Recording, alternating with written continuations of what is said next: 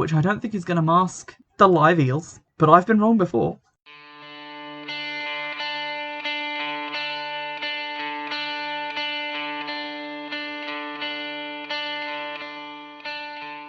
Hello everybody and welcome back to Witchfix. Today I am looking at a very strange movie. It's strange because I think it's actually the movie that I could find out the least about, and that was the most interesting thing about it. Normally when I search up these films just to find out a little bit of information about, you know, the storyline, the ratings, various other things, sometimes they don't have a Wikipedia page, but they always have an IMDb page, because up until today I thought IMDb was infallible and that every movie would appear on it. Even if there was basically no information, it would still have an entry. This movie confounded that theory. I could find nothing. It is called The Last Witch. I stumbled across it on YouTube and I'm not ashamed to say it. I watched it because it was only 55 minutes long and because I had a theory that a movie I had already ordered would arrive in the post today, and I didn't want to be tied up watching a really long shit movie when that movie arrived. It has arrived. I'm very excited. This is also the movie, if you watch my unboxing videos, that I stopped watching halfway through to go unbox something because I was so bored. So with that information out of the way, let's talk about the film. So I managed to find the smallest amount of information on it at all. It doesn't seem to exist. It's been complicated looking for things because The Last Witch brings up a lot of results for The Last Witch Hunter, which is a Vin Diesel movie that I still haven't reviewed. I'm sorry. But I did manage to find its page on Amazon because you can rent this movie from there. And on Amazon, it gives the following information. Basically, nothing. But that the movie is 58 minutes long, was released in 2017, which I'll come back to because bullshit was it. And it was apparently directed by John B. Dolan and stars Phyllis March. Now, it gives an IMDb score of 2.9 on the Prime Video page for the movie.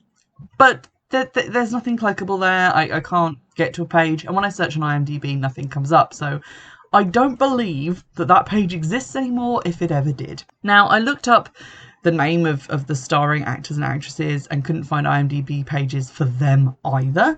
But I did have some luck with John Dolan. He has an IMDb page. I don't think that he is the John Dolan responsible for this movie. I could be wrong, but on his IMDb page it says that he is a multi-award winning filmmaker who possesses a master's degree in film production from Chapman University. And his first foray into 35mm filmmaking was a politically charged short film titled The Martyr. And he also now, I think according to the page that I found for him, does like adverts for things, BMW and stuff. Not sure. I wasn't sure that he was the right guy, so I didn't put that much effort into it. I did find a page on the Writers' Room website, which I had not previously known existed, for the supposed director of photography for this movie, although it lists him as director of photography and photographer still. So, a man of at least two talents, John Hager. He lists this movie as one of his projects. That was all I could find on it. It wasn't like linked to anything else. There was nothing clickable. So I'm a little bit confused by just generally all of that. But I looked into it a little bit more, and apparently the director is John B. Dolan, who, when I googled him, I got a bunch of obituaries for people called John B. Dolan, and shockingly none of them mentioned this movie. So I gave up and just decided, you know what, I'll watch it and then we'll see. So I don't know how best to talk about this film. I don't want to rag on it too much because I'm not sure if it's like, is it a student film? Is it like a professional movie that was meant to be created for like dissemination into the public? I'm not sure, but just to err on the side of caution, I'm going to be as harsh as humanly possible. So the movie, which is 55 minutes long, it's actually less. It's 53 minutes long because the end is just credits. I'm going to trigger warn at this point. It's not necessarily a serious trigger warning because I didn't think the movie would be that triggering, but there is a scene which is a rape scene. It's not handled as that, and we'll get into why that's a problem in a minute, but also child abduction. Without further ado, we get 2 minutes of credits at the beginning of the movie of just an old woman moving around the house, and there being introductory shots of the house being old. She sits down to read a book in front of the fireplace with a plate of like Oreos and Twizzlers, and I kind of found this funny because I was like, oh, okay, I get it, because like witches live in candy houses, witches must love candy. That's not really how that works, because the candy house is meant to attract children, and it's only the one witch that lives in a candy house. But I kind of liked that she just liked candy. There was no explanation as to why, but it reminded me of Elf. Then she gets instantly disturbed by a knock at the door and gets up, grumbling the whole time about whippersnappers and the state of things today. But when she opens the door to the guy who is on the doorstep, she appears as a young woman who's blonde and kind of sexy and attractive. The movie seems to be based around literally this premise and this alone, because that's all of the scenes seem to amount to, is just, she's an old woman, haha, but people think she's a sexy young lady. It's basically like, you know, in R.I.P.D., the movie, where Jeff Bridges is actually a hot blonde woman to all the alive people, and there's like a couple of funny moments in that film based on that. It's like if you tried to make a movie that was just that. This was actually one of the things that I kind of liked about the film. I just wish that it hadn't just relied on it for its entire content. The guy is there to talk to her about the thrilling subject of having stop signs put on their street, and to get her to sign a petition. While he's talking to her, neither of their names are revealed, but she does a terrible, unsubtle job of being like, oh, I wish I was 50 years younger. And he's like, what was that? And she's like, I wish I could sign your petition 50 times. That is a direct quote. So this unnamed man then leaves, and she then investigates a noise upstairs and is jump scared by her own cat. I'm pretty sure if you're the witch in the movie and you're meant to be like the bad guy of the film, you aren't meant to get jump scared. But okay, this is sort of like if, you know, fucking Freddy Krueger was like waking up from a nightmare at the beginning of his own movie. It just makes no sense. But she then threatens to sell her cat to the nice Chinese lady down the street, which I think is just meant to be a joke about Chinese people eating cats, which is racist, but also bothered me because I thought like the actual racist joke was Chinese people eating dogs. So it's racist and it makes no sense. And I tried to think maybe she just meant that she was just going to give the cat to someone else, but if you wanted to like threaten your cat, why would you say you were going to give it to a nice lady? That's not a threat. So this whole sentence troubled me deeply. She's going through an old trunk looking at a snow globe, which I guess is what witches do on their time off, when she hears a bashing, thunking noise from downstairs, and it turns out to be an old lady with a head wound. She lets the old lady in, and apparently they are family. The exact familial relationship never defined. Woman never named. Main character not named until much later. But the unnamed old lady says that she is cursed and cannot be helped. And she gives the first unnamed old lady the ring that had belonged to their grandmother, so like a family heirloom. She then starts coughing bad actingly, runs into the bathroom, coughs up some blood that we don't see that happen, but we find her body like on the floor next to some blood. So I'm making an assumption that she coughed that blood up, and she is apparently dead. The first unnamed old woman, who's the protagonist of the film, then drags her body down to the basement and into a crawl space. But this and many other things in this beginning section of the film seem to happen in real time. You know how usually there'll be like cuts of like maybe someone hitting a kettle switch and then stirring a cup of tea that's been made and then walking into a room with that tea? No, tea making and various other things happens in real time in this film. It's bizarre and makes me feel like they were really padding to get to under an hour runtime. But anyway, the woman is dead, but then she opens her eyes and says that she is dead, but she is delivering a warning, which means nothing. Like, why is she not dead? But she says that the curse shall live. I want my family alive again. The spell of extended life has cursed me. And then to shut her up, I guess, the protagonist of the movie stabs her fakely with what looks like a wooden doorstop, but it's probably meant to be some sort of stake. And then goes, there are better ways for a girl to spend a Saturday night, which is the funniest line in the film. I'm sorry. We then get a cut to her being woken up by a loud lawnmower. There's a guy outside doing like yard work, and she goes to, this was actually kind of the most amusing scene in the film. She goes to the window and is like, rasher freshen, brr, brr, get off my lawn. But what the guy hears is her being like a polite, nice little blonde lady going, oh, hi, excuse me. It's like super early. Can you turn off your lawnmower? And I kind of like that idea. That she has the spell on her that not only does she look young, but also she doesn't have to bother being nice to people. She can just yell at them and they hear politeness, which is quite funny. She then notices that a plant in her house is dead and blames the ill-defined curse that we don't really understand what it is yet, and says that a spell should hopefully get rid of the curse. Her pet bird then instantly dies, which is apparently the most tragic thing that's ever fucking happened to her, even though she just murdered one of her family members and put them in a crawl space. There we go.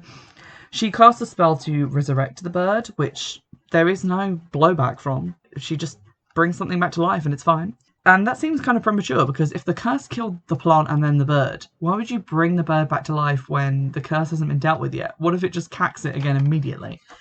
She then says that she's heading to hospital to get what she needs. And this is where the rape scene comes in, because she climbs on top of a man who was either comatose or sleeping. I say comatose or sleeping because while there were no tubes attaching him to a machine, suggesting that he was in a coma, he also didn't wake up when she got on top of him for like the longest time. But there you go. She then appears to kind of rock back and forth on him, and the guy in the next bed definitely thinks something sexy is going on, but apparently she's just trying to get this guy's heart beating fast before she rips it out of his chest. This is weird, and I feel like if this was the other way around, gender-wise, it would be not in the film, because that's instantly a problem. And this scene should also not be in the film, because even if the genders are the other way around, it's still a fucking rape scene. So I was not happy about that being included. She pulls out his heart and then looks at it crazily, like she's waiting for the director to tell her to stop, and he's taking a phone call and therefore busy. So there you go. She then drives home with the heart. I assume she stops to pick up some junk food, because there's junk food in her car later. But she's on her way home when a cop pulls her over. The cop is the unnamed stoplight guy from before. He is her neighbour. He loves stop signs. He then hits on her, which is wildly inappropriate to do while he's on duty and potentially giving her a speeding ticket or whatever her traffic offence was. Then she prevaricates, answering his invitation to go for a drink, and then we just get a shot of the heart beating in a jar, and then we cut instantly to them at a bar, and it's like, was the heart giving her a secret message like, oh, it'll be fine, I'll just sit here with the window cracked open slightly, you go and have a margarita? But they're at a bar now, and he tells her that he's a single father to his daughter called Cindy. We are now 20 minutes into the film, and Cindy is the only named character. So that's pretty depressing. A guy in grey face then appears to her while she's in the toilet. I say grey face because he's literally just wearing like a layer of grey grease paint on his face and asking her if she wants to dance. So she runs away, makes her excuses to go home, and then goes home. So the bar scene was kind of pointless. She then says, as she puts the heart in the jar in the living room, that the sound of a beating heart will keep the curse at bay. To which I responded, does not everyone have a heart? If the sound of a beating heart keeps the curse at bay, what's wrong with the heart that's in you?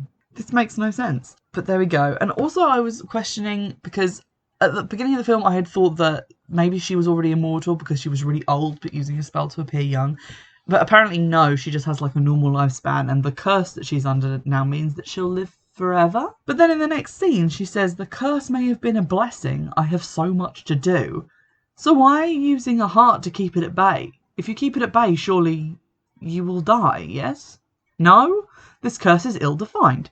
Apparently by I have so much more to do, she means I'm going to water some fucking houseplants, because that's what she does. The woman, I guess, who previously died and was put in the crawl space then appears also in grey face. So I guess she's meant to be a ghost. Okay. And at the same time, unnamed protagonist develops a kind of ugly sore on her hand, which goes away the next second, but does make her scream while it's there.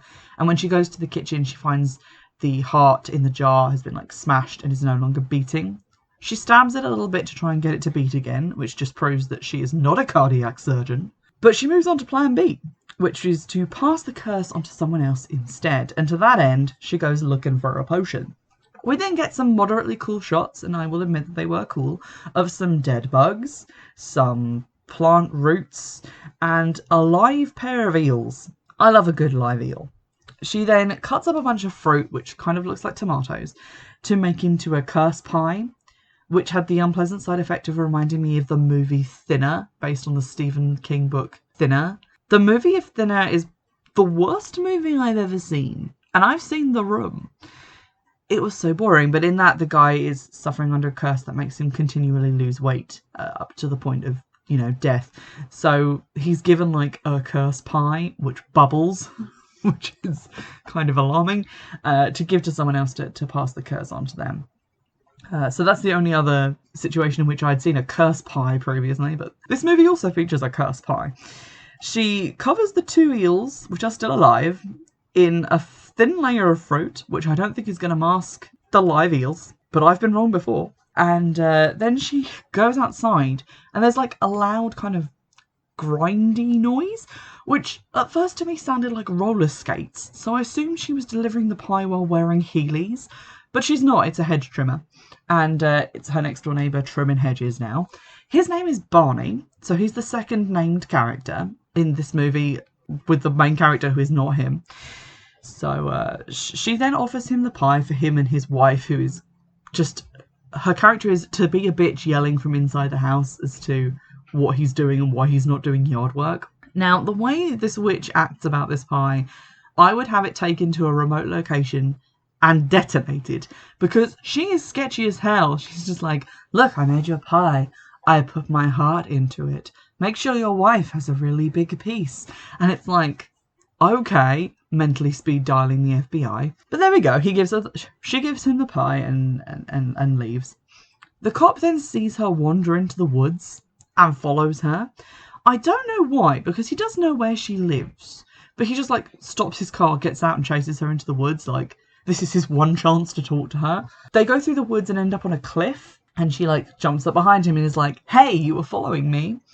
And he says, if you run away again, I'll catch you. Which is creepy. Don't do that, guy. He's already like hitting on people he's pulled over for traffic stops. He is like 20 minutes away from being a law and order bad guy. But then they decide to play the least sexy game of sexy hide and sexy seek. And then it immediately cuts to her lying in the bathtub and putting what looked like mayonnaise on her face. Like from a big jar of Hellmann's. So that was a weird cut. We never get to see the end of the game of sexy hide and seek. I don't know who wins, and that will haunt me to my grave. She then gets disturbed having her mayonnaise bath by someone ringing the doorbell, but when she goes to the door, she does not appear as a young lady. She appears as an old lady, so apparently that spell is not working that well. He's there to return the pie, because his wife doesn't let him take stuff from women, and also she is timing him to see that he gets back in a short amount of time. Barney might need help. Again, this is just like domestic abuse played for laughs. It's in this scene, 30 minutes into the movie, so over halfway through, that we find out the main character's name is Belinda. The witch then consults a witchy book in a scene that should have had an epilepsy warning but didn't, to find a spell to shed evil, and she apparently needs a child who has seen sadness but still holds joy. So, ruh-roh, Cindy's days seem to be numbered because she is without a mother and available. Belinda then cancels her date with the cop, whose name we still do not know. It's unclear if she likes this guy or not, because in every scene that she's in with him, she seems reluctant to spend time with him and to think that he's annoying. But at this point, she seems genuinely sad that she has to cancel the date, so her feelings are unclear and oscillate wildly between extremes. The scary, grey-faced woman appears again, and then Belinda drinks a potion, the purpose for which is not divulged.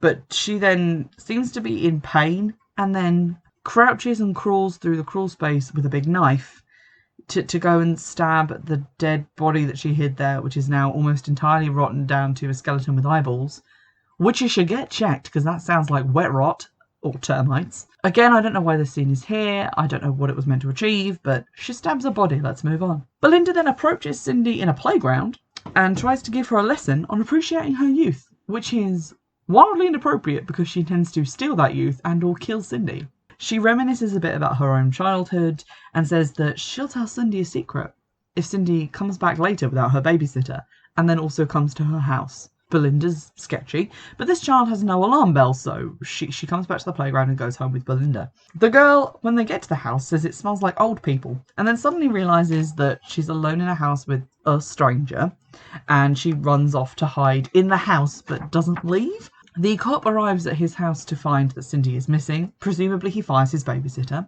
And then Greyface guy turns up and again says he wants to dance with Belinda, but she says, like, I'll never be yours and I'll never dance with you. And he disappears, never to be seen again. He is never named, and we do not know if he's like an old boyfriend or what the storyline is or why he's there. Belinda then searches for Cindy in the house. Cindy asks why Belinda doesn't have kids, as if that's the weirdest thing about Belinda, which is rude because some people are child-free, Cindy, and to be honest, you're annoying and kind of an advert for not wanting kids. During the following scenes, Belinda oscillates wildly between pretending she isn't evil and being all pally and nice and kind of bonding with Cindy, and then also just flatly telling her that she's an evil witch and she needs Cindy for a spell.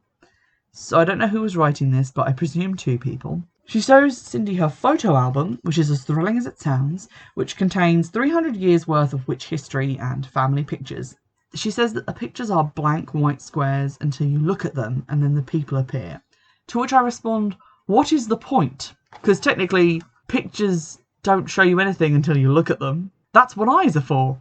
But apparently this is a magical thing that needed to be in the film, so there you go.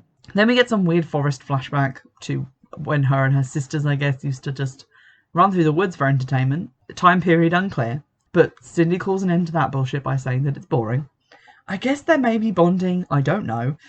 The cop arrives at Barney's house, and at this point, 46 minutes into the film, we find out that his name is Jordan. Enjoy this last, not even 10 minutes of the film in which I knew his name. Jordan is told by Barney that he saw Belinda walking Cindy and her bike to her house, and Jordan then freaks out and says he wants to call for backup.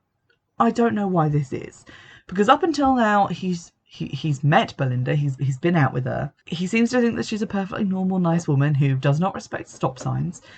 So, okay, so she walked his daughter home from the park with her bike. That's not really a cause for calling in police backup. Maybe a little bit of anger, maybe a bit of concern that she's taken your daughter somewhere, but I feel like he overreacts quite strongly. Cindy has not been with Belinda for a while, but when they are reunited within the house, she says she saw something with long fingers and no skin. And Belinda says, oh, don't be worried. That's here for me, not you. We never see this thing. I'm kind of glad, because judging by the rest of the special effects in the movie, it would look like shite. But at the same time, this is the first and last time it is mentioned. She then apparently has enough of Cindy because she drags her across the floor and is, I guess, ready to get down to whatever spell she needs to do. The cop seems to think that Belinda is dangerous, and again, I'm not sure why, because he knows nothing. But Belinda then loses control of Cindy, who runs into the woods, and she chases her a short distance to the cliff from before. The cop and Barney then find them struggling on the cliff. Some loud music kicks in, so it makes the dialogue really hard to hear. And Belinda, instead of coming up with a sort of lie or plausible story, is just like, no, I need her youth. To which I say, what the fuck? Belinda then appears to shift from being young Belinda to being old Belinda. After that first time where she appeared to Barney as old Belinda without realising it, that doesn't happen again, so I guess maybe the potion she drank was to keep her looking young, but now she turns old again and kisses Barney.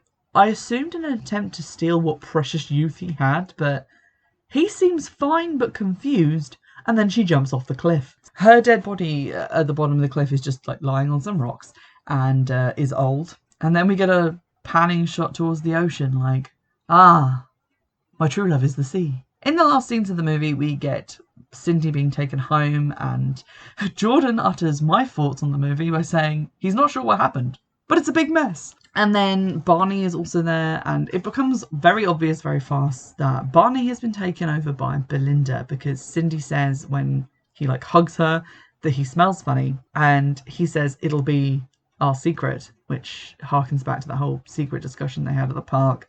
And then he whips out one of the witch's cigarillos, takes 2 puffs on it, and then throws it away, which is wasteful. And then goes to the house where Barney's wife is. And that's the end of the film. So a couple of things. There are large portions of this film which are boring or ridiculous to the point of unwatchability. But I do feel like at the heart of it, there is an interesting premise.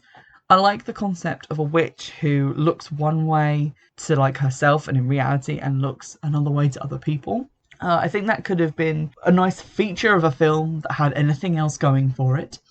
I wish that the curse thing had been better defined, and if she had been able to make up her mind whether it was a good thing or bad thing, because she seems to treat it like a blessing that she now has a longer time to water her pot plants, and also as a curse that she needs to get rid of. And aside from the dead plant and singular instance of the bird dying, which she brought back to life with no consequences in about 10 minutes, there seems to be no downside to this curse if you're okay with living forever. And occasionally seeing grey people who pose a threat which is not defined at all. There were some moments that I did kind of enjoy, like the potion making scene was kind of cool, but the rest of it was just kind of a flaming hot ball of garbage. There was so much padding just to get it over 50 minutes that it ran very slowly and left me feeling kind of unfulfilled. So I can't really say I recommend it, but it was kind of an interesting idea. It reminded me a little bit of Hocus Pocus, but tonally it was a bit weird because it had these kind of jokey elements that made it seem like a Disney Channel original movie. But then also she jumped on a sleeping / comatose guy and ripped his heart out of his chest. So I'm confused as to who this film is for. Amazon says it has a rating of 13 plus. But there you go, that is the movie, and hopefully I can now move on with my life and watch something different. I hope you've enjoyed this review, and in the meantime, get in contact on Twitter or by email. Share some of your thoughts. You can recommend some other films for me to take a look at, because I need some help. And in the meantime, I'll see you in the next one.